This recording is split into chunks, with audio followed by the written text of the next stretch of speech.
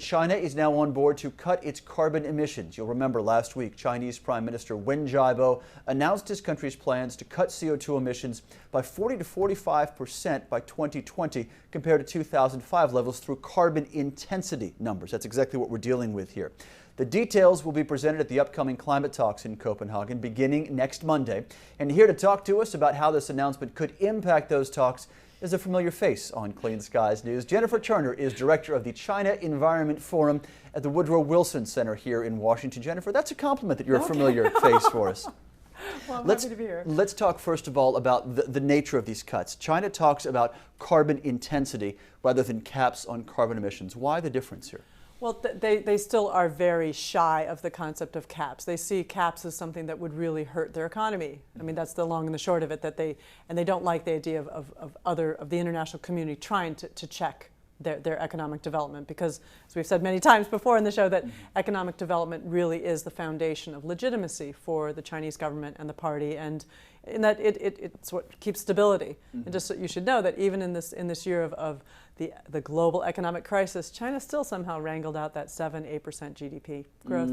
Yeah, it's interesting to see those numbers that are coming from inside of China. Yeah. Carbon intensity, to explain it basically, emissions produced per unit of economic output. Is this a model that other nations may follow, Jennifer, going forward? It seems like a wise move in order to protect the domestic economy to some degree. Well, I think it will be interesting to see if other countries follow it. But actually, what's kind of intriguing when you look at China is that if you look at the carbon emissions and their GDP, China has they've got one of the worst ratios in the world. They still have the largest ratio of CO2 emissions, and that despite the fact that they have massively decreased their CO2 emissions. So I don't know, in some ways I think it's definitely a good model for China. I see it as an important first step. I mean, if we reflect back with Kyoto, what was China saying back then?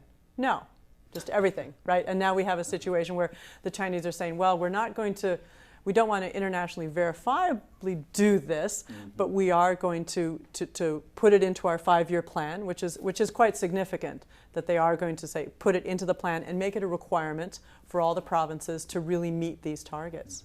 Back in October, Jennifer, I reported on a summit, an all-day summit at the Wilson Center with you. One of the main topics here was the fact that energy efficiency improvements can have such a dramatic effect in China, perhaps more so than many other of the leading emitting countries. Is it something that China can implement in a sense and immediately cut back this carbon intensity? Is it that simple? Well, I think that, I mean, they do have the foundation. The last 2 5-year plans have really been ramping up their ability to really control energy intensity, particularly in the last 5-year plan, where they are evidently quite set, right, like the victories here, of achieving that 20% decrease in energy intensity. And you know, with very much a focus on like the 1,000 leading industry closing major polluting coal-fired power plants. And so in some ways you can say that, well, they probably got some of the low-hanging fruit in this first go, and they're going to continue that. And that, so maybe it's not the biggest leap that they want to now focus in on this carbon intensity, but it is going to be more challenging because, you know, they only do so much with these top 1,000 industries, which are the big ones. Now they're going to have to go to smaller ones, and then big questions of their ability to enforce, to monitor themselves. You know, the further down you go, the facts and the data get a little bit stranger. It comes back up. So massive challenge, massive challenge. What is the biggest obstacle in your mind if we look at 2 sectors that I hope we're not comparing apples to oranges here? Is it the remarkable strength of the concrete industry in China that will take a hit now? Or is it instead the occasionally mind-boggling numbers about the coal-fired power plants that are being brought online in that country on a weekly basis? Well, I think that the cement industry, even before this, mainly for reasons for heavy pollution, I mean, they're the #1 source of particulates, and also something like, I mean, 14% of their CO2 emissions, something. I mean, it's very high. From one single industry. From one single industry. And so I think that industry has come under a lot of focus, and I think that we could see a lot of improvements in that sector. And the other one was the coal-fired power plants. Yeah, is this going to signify a turn away from coal-fired generation?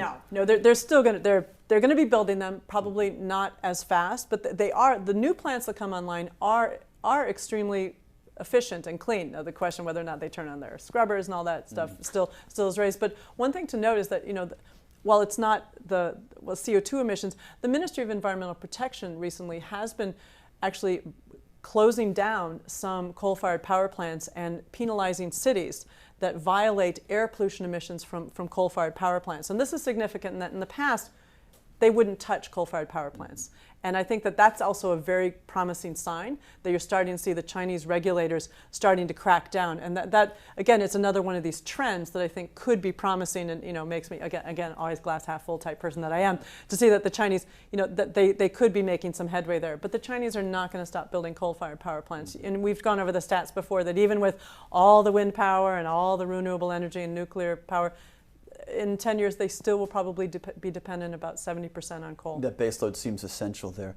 Jennifer, looking forward, let's talk about the timing of this. And I want to quote Jonathan Lash from the World Resources Institute here in Washington. And this is in the context of the U.S. making its announcement about proposed targets and China coming a day or two after that. And Lash said, quoting, "The timing of these announcements underscores how important these countries are to each other. China and the U.S. will eventually need to go further in their pledges." But again, the importance, the relationship between these two, what are the two world's top emitters right now? Yeah, I mean, I think, and that's an excellent point. I mean, that I think when we were first thinking, me coming over talking about whether or not China's announcement was a game changer for Copenhagen, not quite sure. It's definitely important. It keeps the dialogue alive. But I think even more important is that what it might be able to do to help push forward more of the U.S.-China cooperation. I mean, President Obama was just there. They have these new commitments and agreements, and I think it could only help to push it forward. And again, the environment is quite different from the last time, right? Both the U.S. and China are now very much so. We're going, and then even I don't know if you want to talk about the MRV issue that with China's commitment, they don't want international organizations checking what they're doing, but at the same time, China has been working with organizations like WRI, Natural Resources Defense Council, on MRV issues, that they know that they see what's coming down the pike, that they eventually will have to, and they probably know they will have to do caps eventually. And so I think that this is very promising and looking at this direction that the government is taking. So. Well, I think reading between the lines on my part to some degree, Jennifer, one thing that caught my eye after the U.S. announcement, and just for perspective's sake, we were talking about a 17% cut from 2005 GH greenhouse gas levels, let me get the acronym out of here, from 2005 by 2020. In other words, the carbon intensity is about the same if you put it in those terms for the U.S. goal and the China goal. Barbara Boxer, on the day that the president made his announcement, said that this goal, quoting, is realistic, it's smart, and it's credible. And that those last two words, it's credible, really stick in my mind because of the problem you mentioned with China and the fact that there may be serious issues going forward with verification in that country. But actually, I'm still sorting through a lot of the analysts out there about what this means for China, and there are actually some people saying that China may actually be lowballing it, that they could possibly quite easily meet this. I don't know. It's going to be interesting to see what happens. I think if you invite me back in a year, maybe we'll be able to know better. But I think that the Chinese never ever commit themselves to something that they can't do, and I think that and the Chinese citizens themselves are more closely watching the government's commitments on these kinds of targets. You have a lot more, or even Chinese NGOs that are looking at transparency issues, and I think that them setting that target could mean that they actually will do it. So. Jennifer, final question. This is, I think, the first thing you said to me as we began discussing this announcement from China, is the pressure this potentially puts on India. The third country in this triumvirate of holdouts, so to speak, about an international agreement. Does this force their hand? Seemingly it doesn't, based on what we heard just today. Well, I think that, well, I mean, but there have been some rather high-level people in India saying that, ooh, this is putting pressure on us, and that because there'd been talk, and then this great international Copenhagen politics that India and China would stick together and stand against the rest of the world. But well, actually, China's saying like, well, no, we are going to do something. And so I think the pressure is on India, and that will be, I'm quite interested to see where India is going to go, because I'm sure you've had other guests on here talking about India. Their greenhouse gas emitting potential is, well, already, and potential is quite high. And the prospects for Copenhagen have been, we've seen mixed signals, to say the very least. I think that it's overall encouraging, and I think definitely the organizations I know who have been really pushing, on the Copenhagen Agreement, they've got a little more spring to their step this week. That sounds half full, not half empty. Full again. Jennifer. Yes, I know, I'm bad about that. Jennifer Turner is director of the China Environment Forum at the Woodrow Wilson Center here in Washington, a regular guest for us here on Clean Skies News. Jennifer, let's talk after Copenhagen and get some perspective. I will, and I'll even bring some Chinese for you, maybe. That's a promise. Thanks. Jennifer, thank you. Thank you.